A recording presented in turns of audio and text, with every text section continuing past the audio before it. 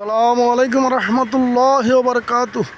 আউযু বিল্লাহি মিনাশ শাইতানির রাজিম। বিসমিল্লাহির রহমানির রহিম। আলহামদুলিল্লাহ।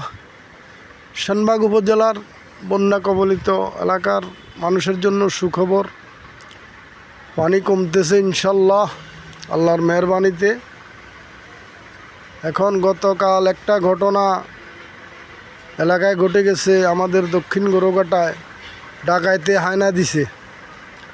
তাই এ কথাটা শোনার পরে আমি শানবাগ উপজেলা জামায়াতে ইসলামীর সম্মানিত আমির মাওলানা ইয়াসিন করিম সাহেবের সাথে কথা বলার পরে উনি বলছে যে বিভিন্নভাবে আমরা এখন ত্রাণ নিয়ে মানুষের কাছে খাবার পৌঁছানোর কাজে ব্যস্ত আছি।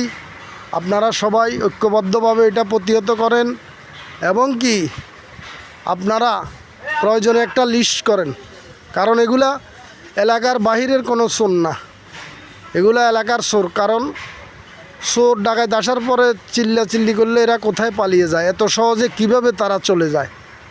তাই প্রিয় শানবাগবাসী, আপনাদের কাছে অনুরোধ, সবাই একটু খেয়াল রাখবেন, নজর রাখবেন কারা এলাকার মধ্যে এইসব জঘন্যতম কাজগুলা করতেছে। আমার তো মনে হয় যে যারা এগুলা কাজ করতেছে এর জন্মের কোনো ঠিক নাই, বেজন্মা। কারণ যেখানে শানবাগ উপজেলার মানুষ বন্যায় ক্ষতিগ্রস্ত, একটা হাহাকার অবস্থা হয়েছে, খাদ্য নাই, পানি নাই, কি একটা মানুষের অবস্থা। এই অবস্থার মধ্যে তোরা এভাবে আবার চুরি ডাকাতির একটা হয় না। তাই যারা এই জঘন্য কাজগুলো করতেছে তাদের কাছে অনুরোধ, এগুলা থেকে তোমরা বিরত থাকো, মানুষকে পারলে বিপদে আপদে সাহায্য করো।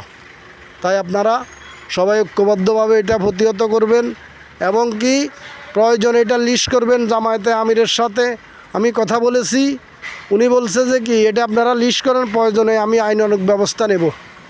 তো সবাই ভালো থাকবেন। আসসালামু আলাইকুম রহমতুল্লাহ।